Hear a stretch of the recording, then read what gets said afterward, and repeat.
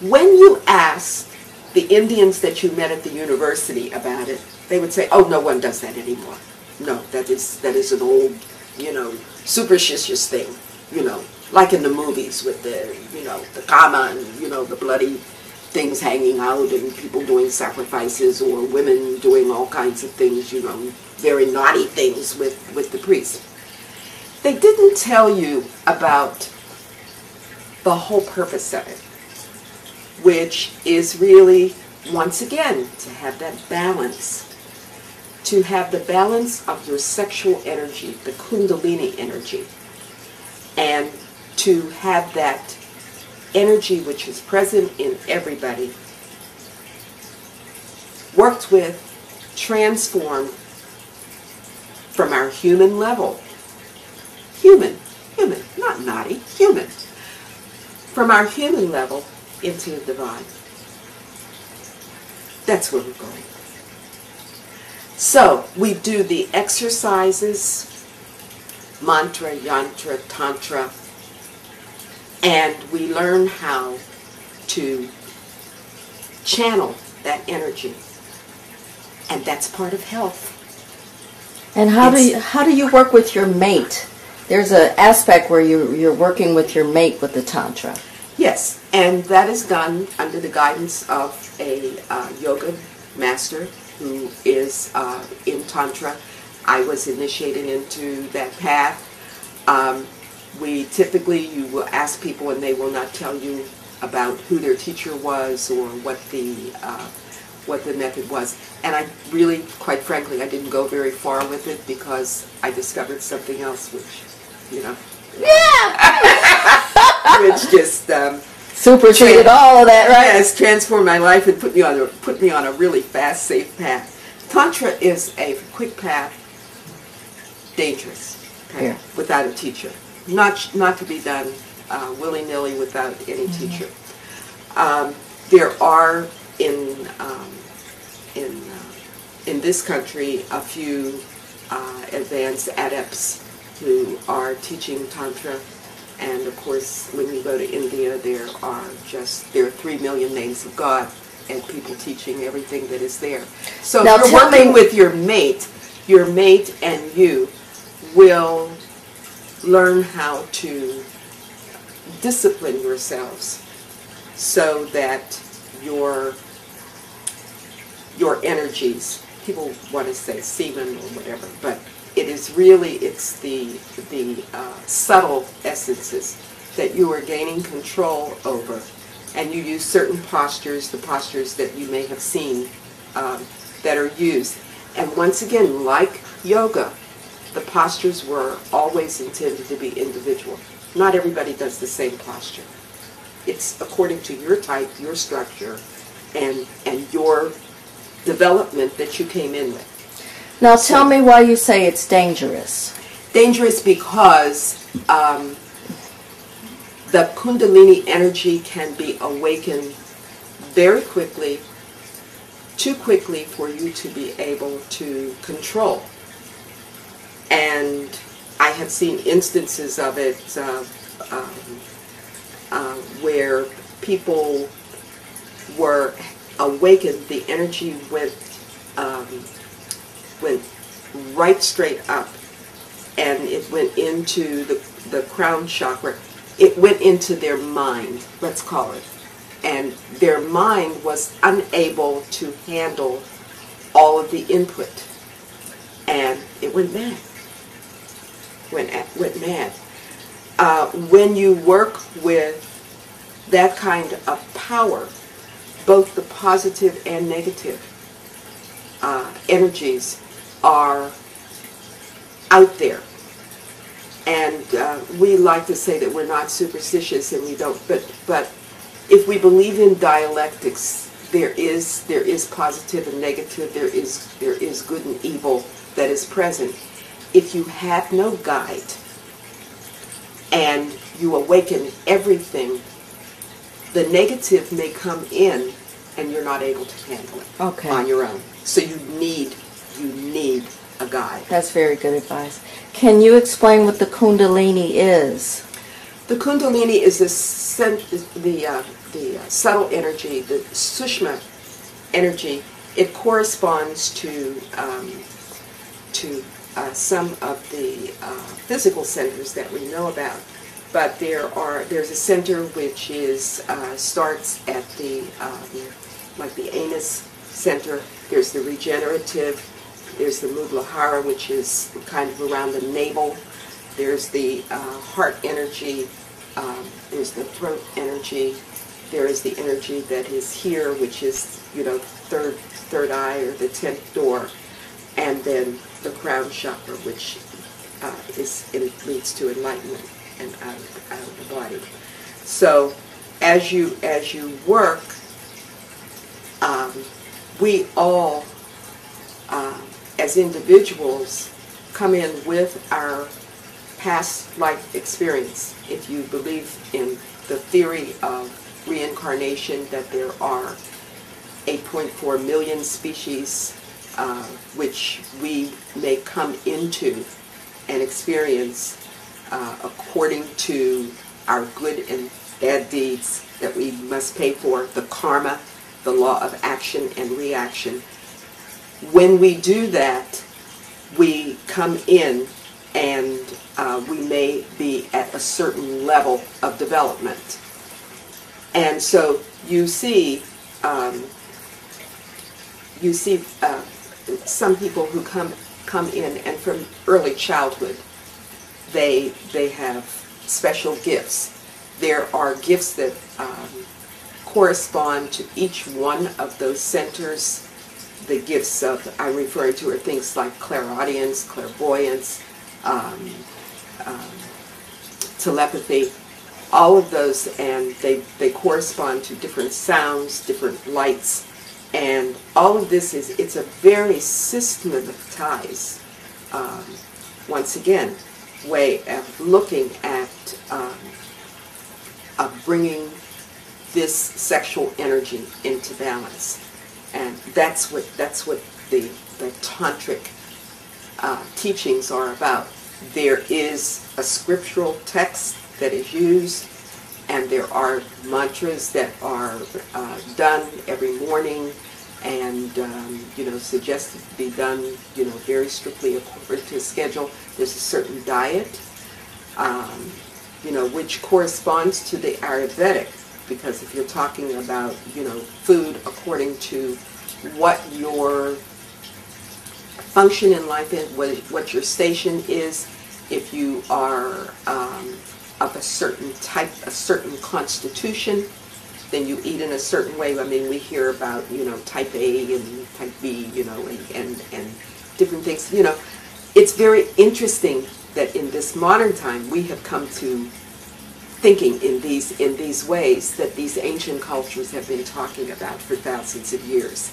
And it's all really the same thing.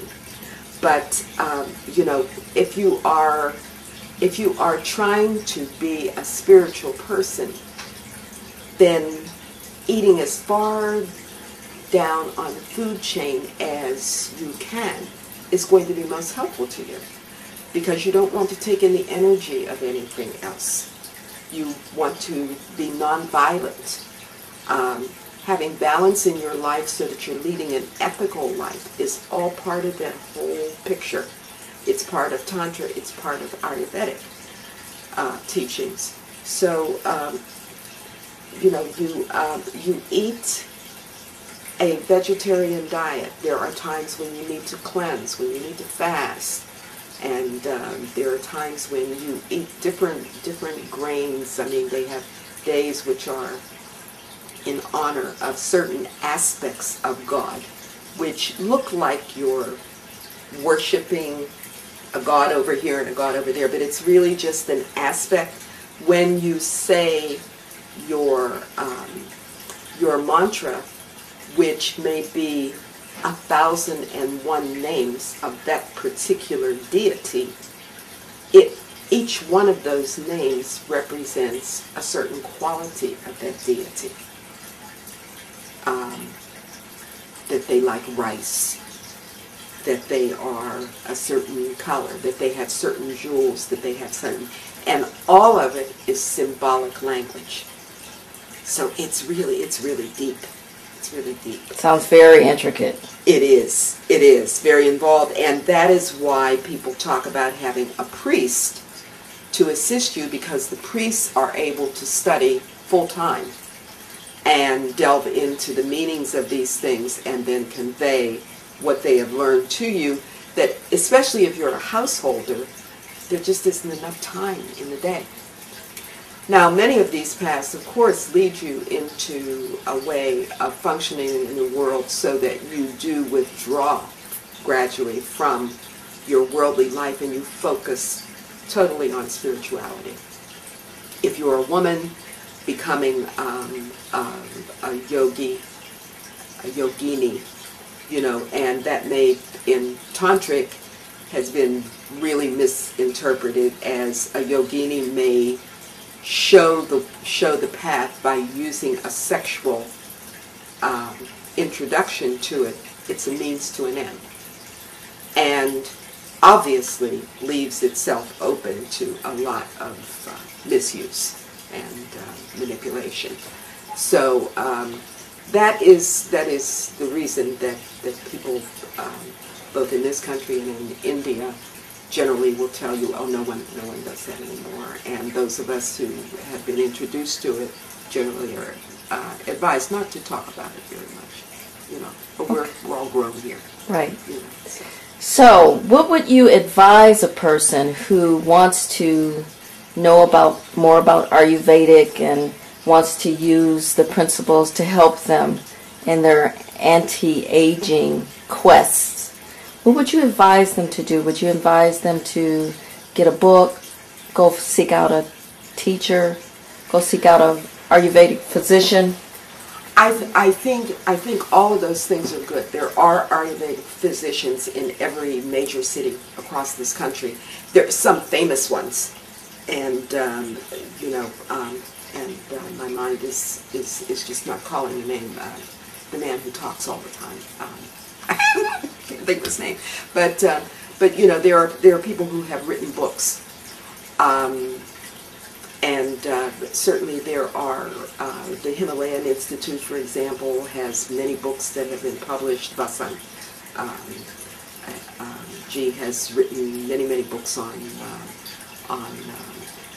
the Aruvedic principles, and certainly it is helpful to get, you can get a guide to foods, just a little thin manual that I have from my teacher, and it just goes through. You can look and see, okay, I have too much mucus. A lot of illness is because we have too much mucus in our body. So obviously, yoga is one of the practices that helps you with that. But also there are foods that you can use, and you know, to help you to get rid of the mucus. And you can look and see what foods are astringent, what foods have this property. Getting a little Ayurvedic guide is very helpful so that you can balance your foods. One of the things that helps us with allergies is to keep in mind that if you rotate your diet, not eating any food more often than every 3 days, you are less likely to develop a sensitivity to that food. So you can eat everything you like, but just don't eat too much of it. You know, when I talk about almonds and people say, oh, nuts and everything, I'm talking about 7 almonds that have been soaked.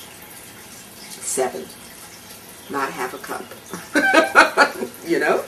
And things like ghee. People say, oh, you can't use fat. Ghee is really good for you. Clarified butter. You can make it yourself. So if you get a good yoga cookbook, I highly recommend for those of us who are concerned about anti-aging properties, I really recommend getting a tonic, this Jwara Crush, which you can get, as I said, you can get it at some of the health food stores, or if you are near an Indian grocery, it will be less expensive for you, and everybody knows what it is. And so you can certainly do that, and look for something that has the Shivaji I happen to use this one, which I've been using for years, a combination of juices that has ashwagandha, as well as the shilajit and some other fruits, bacopa, things that are more difficult for us to get in the fresh state, natural state. But if you get them really prepared well and made under good conditions, then they can be very helpful for you. So I would say that would be a start. Drinking water, taking a tonic every day, making sure that you have a regular exercise program that is appropriate for you. And if you're using, a regular doctor that is here, you can just simply say, I am trying this new nutritional program, and this is what I'm going to do. If you have an Ayurvedic physician, then certainly they can guide you in getting started, and I think that's certainly helpful. Doing exercise, for those who want to know about Tantra, there are many books out now. They used to be in the back of the store down on, the bottom shelf, but you can certainly find useful books, and if you go to a yoga center, there will be couples classes, and take advantage of them. They may not be called Tantra, but massage and doing yoga for couples is probably based on the principles of the Tantra. I see you have a book here, a Tantra book. What's that book all about? Okay, the one that I have here is The Art of Tantra, and the reason I like it is because what it has on here is the doors.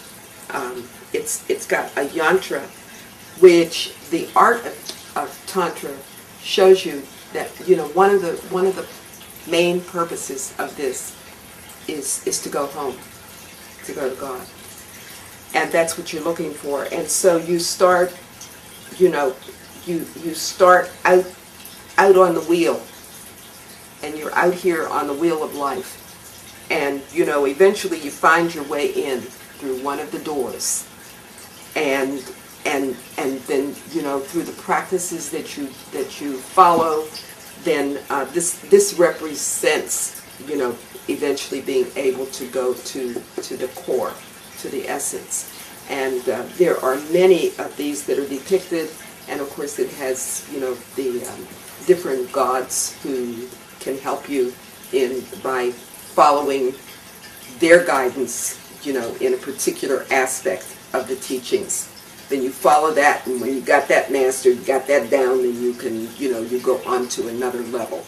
And each one of these, there are usually 10 doors, and which once again we come back to that 10th door, which is the door to the inner light, to the inner sound, to your merger with the higher self. And so I really like the art in the Buddhist Tantra tradition, which I explored to a certain extent. I went up to the Lama Yeshe Gompa in Nepal, and purchased a lot of the literature that was there. There's a great appeal for us as women because we see the strong power of the feminine divine. Everything, the power is in the feminine. And the male, it's really a partnership, so you see, as some of you have probably seen in some of the popular media about the Buddhist tradition, and that's the Buddhist tantric tradition, of course, is full of all of the rituals and practices that have been a little bit more submerged in the Hindu culture. in India. But the Tibetan Buddhism is very much steeped in Tantra, Yantra, Mantra. And so you see, you see the negative as these fierce lion dogs that are guarding the goodness, and symbolic. All of this symbolism, just like we have Durga and all these fierce goddesses who are fighting for the good. And so yes, it's once again, it's a life study, and at the same time, it's very simple. It becomes a way of life. As you just get up and you realize you've been doing things all your life, like grandmother used to give you sassafras tea and things in the springtime to cleanse you out, and these are the kinds of things that are used in the Aruveydic tradition, very much systematized and refined in a way that sometimes we have not held on to it, so it's really wonderful. It's really wonderful.